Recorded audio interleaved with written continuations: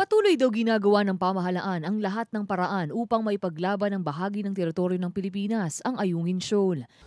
We are doing what is needed. We are doing what we are capable of doing in terms of the actual conditions obtaining in the West Philippine Sea. Dagdag pa ni Coloma, ang mga hakbang daw na ginagawa ng pamahalaan ay tama at naaayon sa konstitusyon.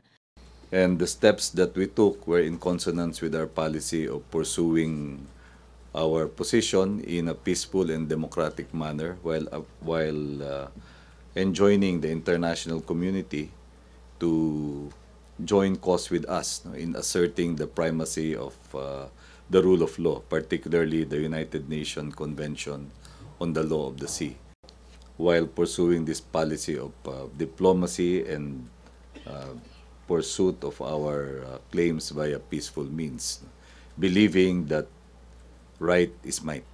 Paliwanag pa ni Coloma, hindi pa naman daw kinakailangan ng United Nations peacekeeper sa lugar dahil hindi pa naman ganun kalala ang sitwasyon sa pinag-aagawang teritoryo. Titingnan natin, tinitimbang naman natin ang sitwasyon, pero pansinin naman natin na sa larangang yan, nagkakaroon lang ng ganyang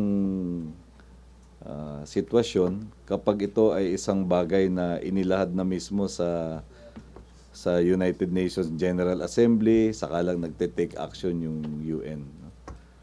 Sa ngayon naman ay hindi naman humakantong sa ganyang antas, no? yung conflict na pinag-uusapan natin.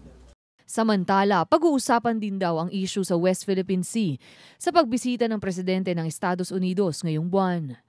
Well, defense and security will definitely be a topic in the talks between President Aquino and President Obama. And when we talk of this topic, the most relevant issue that can be discussed would be the West Philippine Sea. So it's entirely within the realm of possibility. Ako ang inyong kaibigan, March Wamar para sa Newslight.